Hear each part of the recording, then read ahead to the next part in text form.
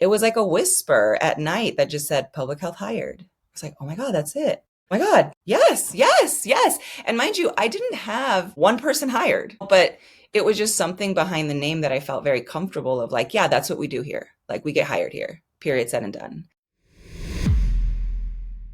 Hi, Zoila. Welcome back to the podcast. How are you doing? Hi, Dr. Huntley. I'm great. Happy Friday. Yes, happy Friday. We're recording this Friday afternoon, both feeling the spring fever. Yes, yes. And, we chatted for a little while before hitting record, just kind of catching up. But it is so nice to see you again and to have you back on the podcast. Likewise. Thank you for inviting me. Honestly, I know it's Yeah, been, I well, think, over a year I since think the last one. it may have been a couple of years because I'm trying to figure Yeah. out exactly where it fell in the lineup of the onset of COVID. If it was before that or during, I think it was maybe during that Yeah. time. But by the time this episode comes out, we will have all of those details because we'll do a little fact checking and go back to that initial episode and make sure to connect the episode. I always really Okay. I've enjoyed this series where I bring back some guests who've been on the podcast before to kind of catch up with where they are now. So we'll make sure to get the actual episode number and connect them so people can hear that one as well. This is just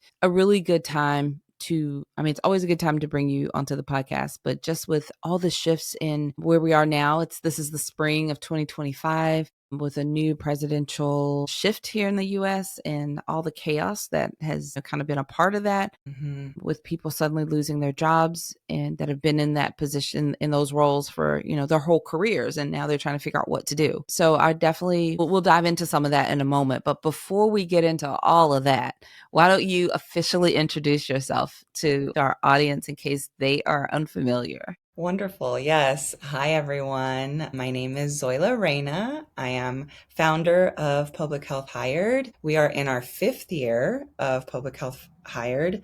I like to remind folks that I am a public health professional. I am not a career advisor. I am not an HR person. I am not a recruiter. I am a public health professional, just like you, Dr. Huntley. I actually was at Kaiser Permanente recently for 7 years, senior consultant in strategic planning for community health and learning. I loved my work in Southern California, but due to just the demand of public health professionals and students just needing help and navigating everything, with getting a job, it was basically time for me to quit my full-time job at Kaiser. And so as of September of 2024, I'm happy to announce to the community that I am full-time your public health career coach. My sole purpose is getting you a job. So, and I love that. I love to be in that space. And needless to say, I did not anticipate the wave and the chaos that has ensued with the Trump administration changes and everything trickling down. So I feel like I'm saying all of this because as I'm slowly walking through these changes with all of you, I'm realizing, oh my gosh, I've been training for this. This is Yeah. it. This is what public health hired is for, is to really serve the workforce regardless of extraneous circumstances, regardless of, where they sit in the nation. So I am ready for what's to come, and I am definitely hearing it from everyone. I don't want to get too much into the details. I know we're going to talk about that in a bit, but I am genuinely here for the community and holding on and learning just like everyone else. But yes, I am a public health professional. So thank you for Yeah. having me, Dr. Huntley. Well, am really happy and that you're here, and I thought of you and invited you back. Like I said, intentionally, I was planning to do this anyway to kind of recap as a part of the series of bringing back previous guests, but I just kind of bumped you up in our lineup because I really wanted to be able to present you as a resource to our audience as well. Thank So you. I like to ask these questions for the audience members who are getting to know you, but also as just, it's very interesting to hear about the journey of how someone gets into public health and into the work that they're doing. So one of my favorite questions to ask, and my next one for you, is when did you first hear about or learn about public health or really consider it as a career? Great question. So I think I fell in love with public health in a very similar way that others fall in love with it, is you just kind of run into it. you didn't know it was an option. I didn't know it was an option when I was going to UCLA. I got my bachelor's in psychology from UCLA, but I was also pre-med. A lot of our public health colleagues were pre-med as well. And yet I had not really heard of public health. And then it was only when I started to work for a nonprofit, because with my bachelor's, I didn't want to be a counselor, but I also didn't know exactly what to do. I just wanted to do good for the community. And so I felt like nonprofits was kind of like the safest, way to go about that. And I literally didn't care what nonprofit. I was just willing to work with any issue, any social cause. And lo and behold, the American Lung Association posted a job on Craigslist for this really cool job working with the FDA and helping with just compliance for tobacco sales. So I ended up falling into tobacco control and prevention right after my undergraduate degree.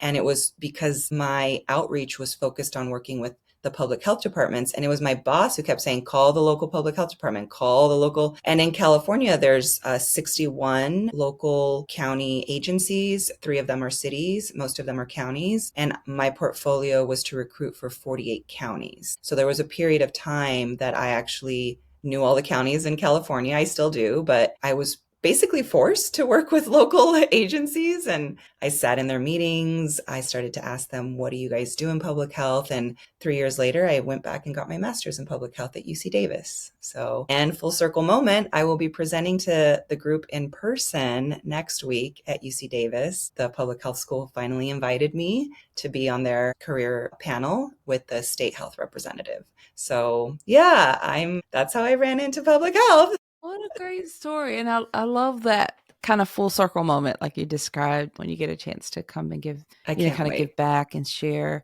Your panels are kind of a fun thing for me. I like having those discussions, and I love the questions that come. So yeah, this is really great. So you tell me when you started Public Health Hired, because it sounds like you were already, it's a really interesting kind of as in a career path and doing that recruitment. Yeah. But at what point did you decide to start Public Health Hired? So, Public Health Hired was founded during the pandemic, and my intention with just sharing like what worked for me was really to help, really address the need for the workforce to get to work. And obviously with the pandemic, there was a call for, case investigators and all of that. And so what ended up happening is I just decided, why not share what worked for me to get my Kaiser job? Because I remind folks that everything I teach you all with the Hired framework and through Public Health Hired is everything that I've done for my own career. And it shot me into a 6-figure job, making 150,000 at Kaiser Permanente with no connections.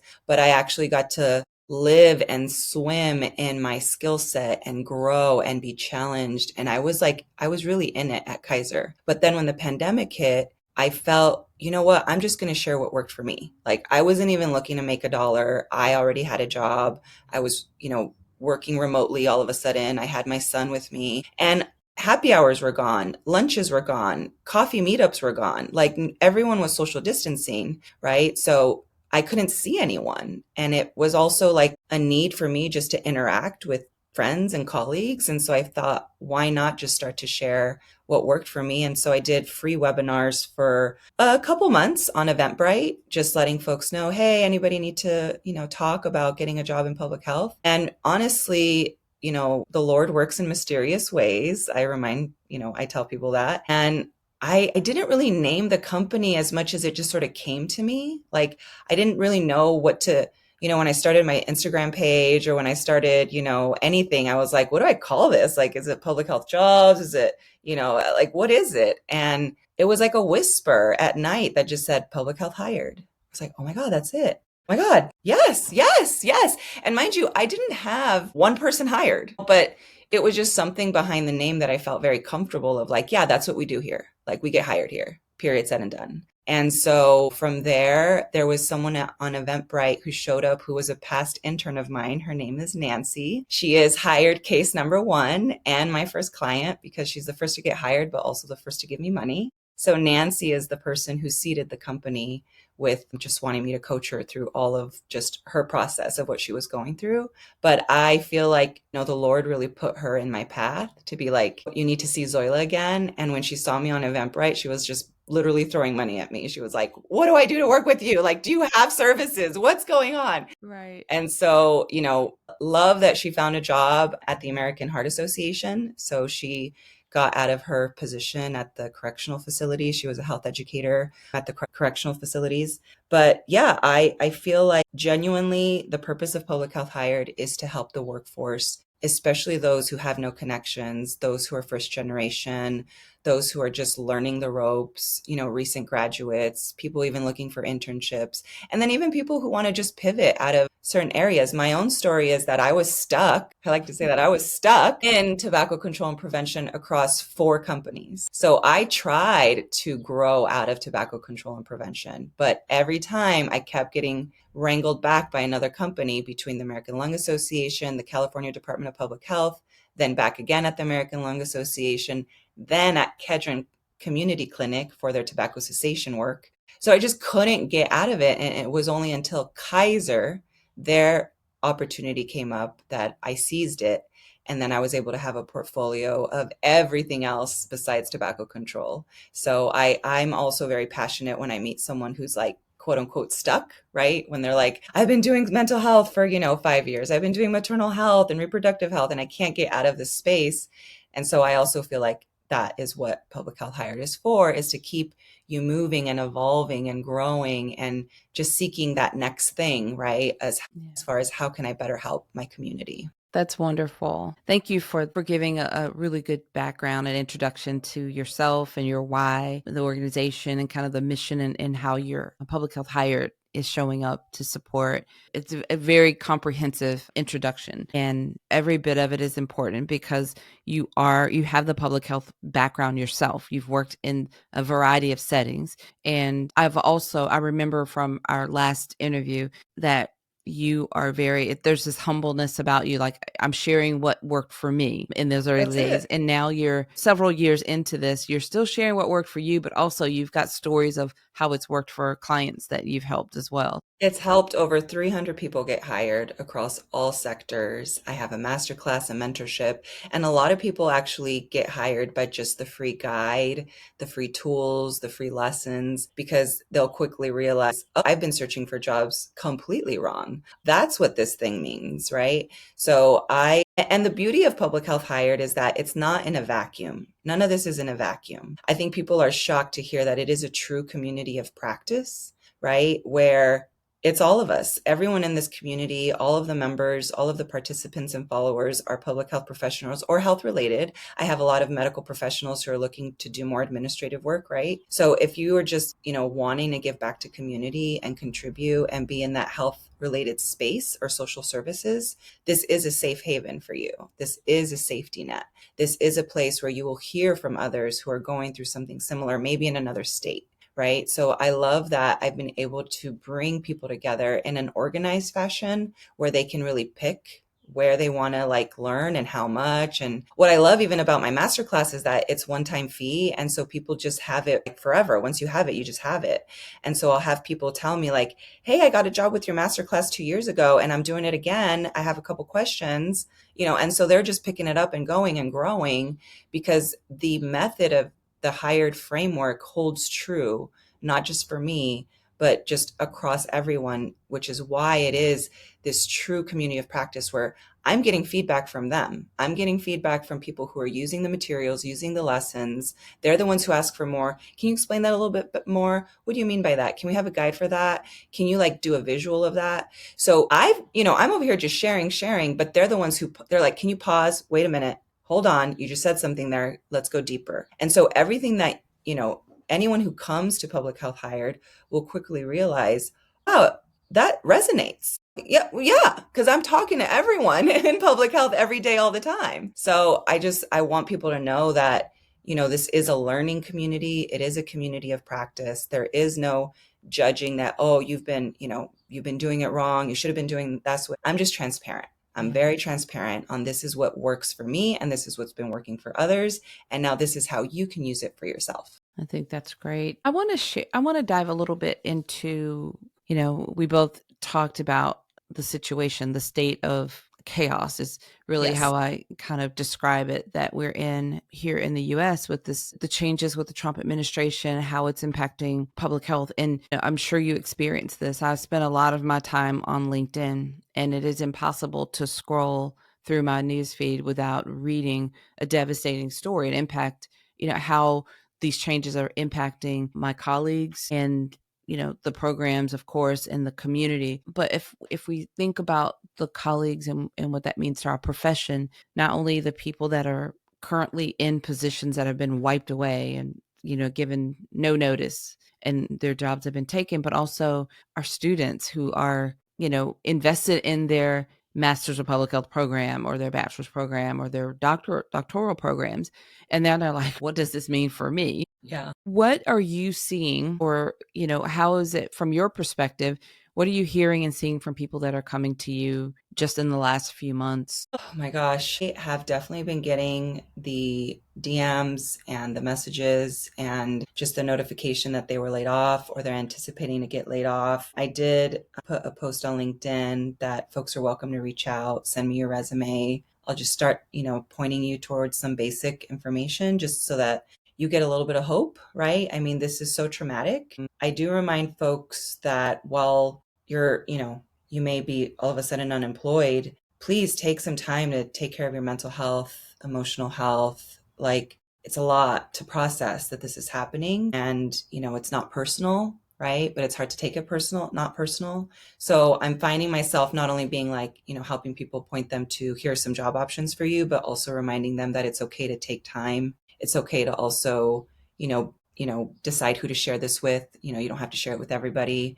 So I think I'm also trying to help people kind of calm the panic and just, also inviting them to come to, if they already have the masterclass, for example, and you haven't tapped in, just plug back in. So there are ways that folks can kind of reach out just initially on, hey, this is happening to me. What do you recommend? So if anyone's listening out there and you are unemployed, you're welcome to just DM me on LinkedIn or Instagram. But essentially what I'm hearing is people want to know, what do I do now? What does this mean? Are there going to Right. be jobs for me? Do I need to abandon government altogether? I think some folks, not some folks, but even I felt like getting to the federal level is the gold stand, like that's the gold star. Like, Right. oh my gosh, this is the dream, right? Because you're helping across the nation, your influence is there, you're part of such a, great team. And you also there's a little more permanency that we thought came Right. with these jobs, right? People were willing to sacrifice, maybe even a little lower pay than another company in, say, healthcare or philanthropy because of the permanency, because, oh, well, this is stable work. Right. And given the decisions that President Trump has taken, that no longer is true. That no longer is true. The incentive to be in federal government, right, for permanency, for security, for financial security, it's no longer there for our workforce, unfortunately. And I don't think that even he recognizes the impact that that has made across the nation. And I know this is happening across other, like, industries, right? We're hearing with Department of Education, IRS, like it is not just public health and health and human resource services. It's all industries are feeling just different ways that the president is making his decisions. But all of this to say that I think as much as the federal government has been funding a lot of the work, what essentially has happened because of COVID, our workforce was being called to action, right? We Mhm. were called to action. There was resources for us to get out there, do the outreach, do the education, do the interventions. And it continued. It has been continuing. In fact, at the conference, the SOPHE conference, Society of Public Health Education, just this week that I was at, I've met a handful of nurses or health educators who work for either local government or state government that were told, your funding that came from COVID to do this work for infection control is likely to end in June, right? And this nurse that I'm thinking of has been working for this one company since 2018, even before COVID. And so she was like just working through COVID. She still has PTSD from COVID. Didn't want to, she's like, I can't talk about COVID. But she's like, now with this,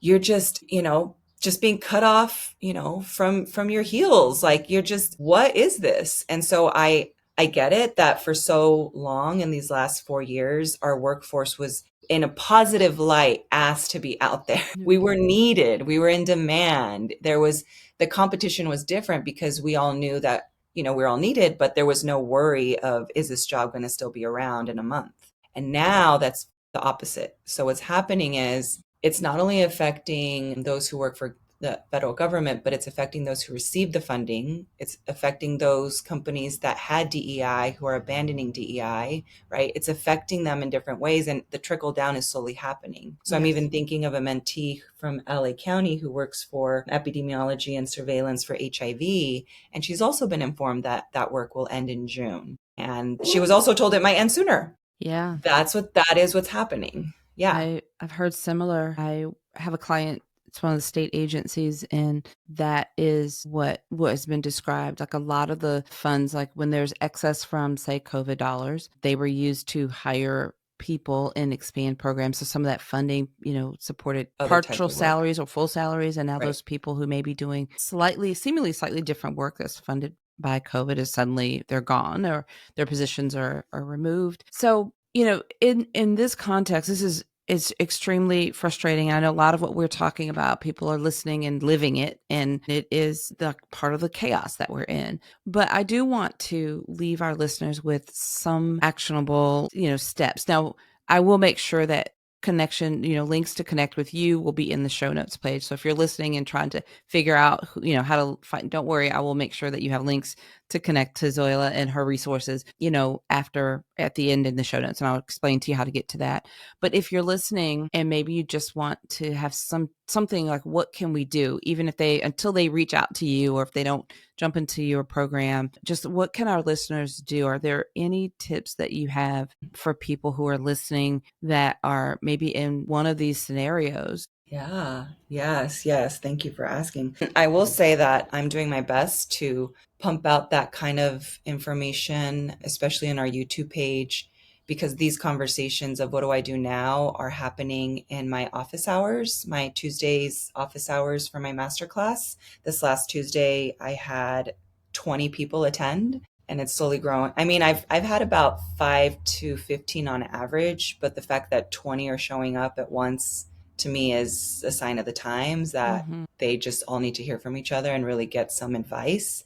And so what I've been telling them is, for the year of 2025, we're going to be following the money. Obviously, everyone's in different situations. Some of us have families, some of us, can't. I'm telling people, if you need a quick job, there's part-time jobs, there's temp agencies. Some people are wanting to start consulting, okay, but do what you have to do to get some quick cash. Yes, even unemployment funds might be available to you if you're really in a bind, because sometimes we just need to pay our lights and our bills to kind of be able to think clearly. So I will tell folks, first and foremost, do your budget, make sure you know what you need, obviously spend less in places that you can.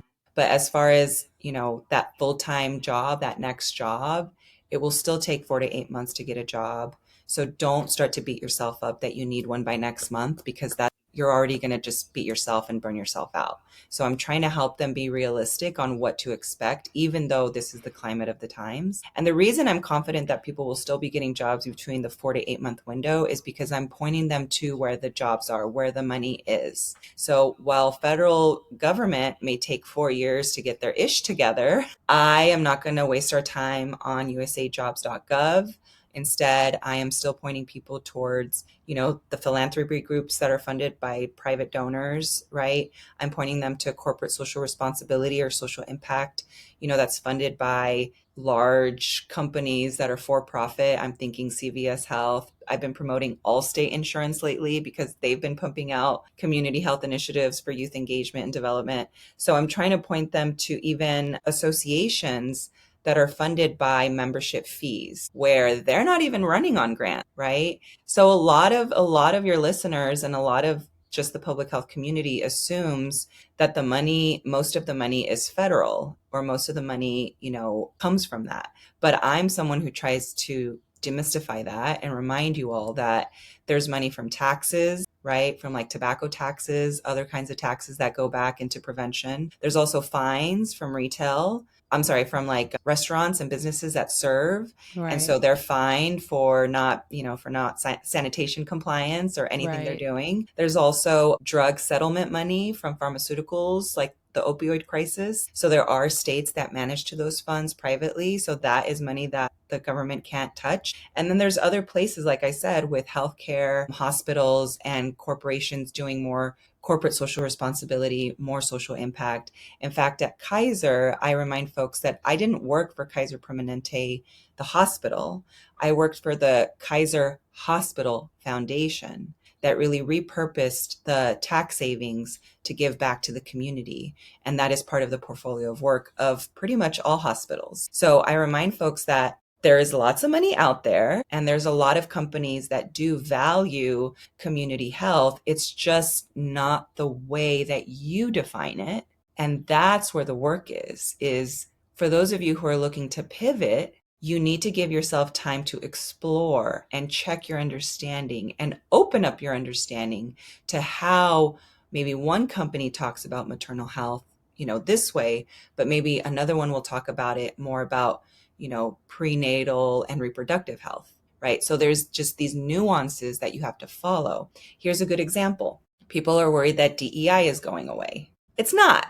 It's changing. It's evolving. Because what I saw this last week and the week before, and I shared with my group on office hours, is that I'm seeing them change the definition to well-being and belonging and engagement. So I'm seeing not diversity, equity, inclusion anymore. I'm seeing well-being and belonging to take that space so that they're not at threat, or they're not, looked at as far as taking their funds away, or nobody wants to play nice with them anymore because nobody does DEI anymore. So that kind of thing. So I'm just letting folks know that this year in 2025, it's going to take an effort from our workforce to basically keep up with the terminology as it's evolving, because personally, I don't know if a certain philanthropy group or a certain association is going to completely redefine their work but yet stay the same, or are they going to keep it the same because they're not impacted and they don't really,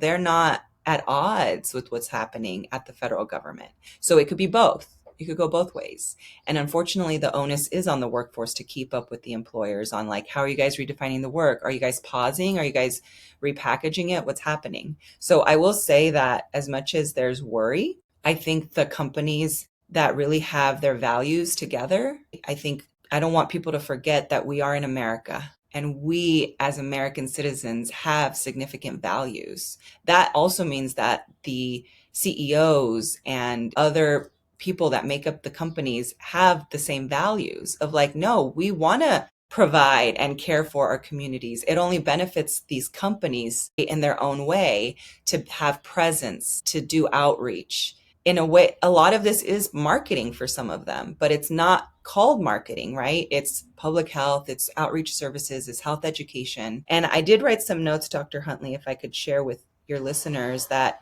there are certain focus areas that are growing, right? So I know a lot of our listeners are, they want to find the jobs in maternal health or behavioral health or substance use prevention, right? And I get that. And the way that I find jobs is through skill sets. So great, you can, we'll do a little bit of that, but then after you're done kind of, searching for focus areas, I really help realize, I have a lot more to share around coordination, collaboration, stakeholder engagement, scaling best practices, and so on. But for those of you who want to know, okay, that's great, but still, what about the focus areas? Is maternal health gone? Like, what's going on? I have been watching the market, and I am noticing certain areas that are still fully funded, whether it's through philanthropy groups, whether it's through local government, right? There's still a lot of jobs in local government and state government. Don't leave them out. But the focus areas that I'm seeing being hired for include employee health, military health and veteran health, social impact, corporate social responsibility, immunization, children's health, youth development, substance use, environmental health and sanitation. Misinformation and communication is still very much needed. This next one is one of my favorites: knowledge, management, that learning for a community of practice, knowledge management, and then lastly, workforce development and trainings that is still going on. So those are the areas that are still highly growing. So helpful. Zola, thank you so much for taking Yes. time. You shared so much with us on this episode, and I really heard the call for so much of it resonates with me. What really I feel will settle in with a lot of our listeners, especially if they're, to kind of ease some of the anxiety and kind of minimize some of the panic. Really can't panic, but No. do what you need to do right now. If you need to, Mm-hmm. assess your budget, your situation, Mm-hmm. do what you need to do because we have to pay the bills. We have to keep the lights on, Mm-hmm. put food on the table, right? If that's grabbing Mm-hmm. a part-time job or grabbing something on a temporary agency, kind of to unemployment, and really just mentioning if that's an option available to you, grab what you need to grab Yes. to kind of put a Band-Aid on things for right now. And then in Yes. the background, as you're looking for that next opportunity, which could take several months, really taking some ownership in being up to date on what's the terminology in the workplace and the workforce, where are the opportunities, because not absolutely everything has stopped and halted. Right. Right. And seeing where there's opportunities and, assessing your skill set. And so those are things that some people can do on their own if they don't have the resources to join your masterclass.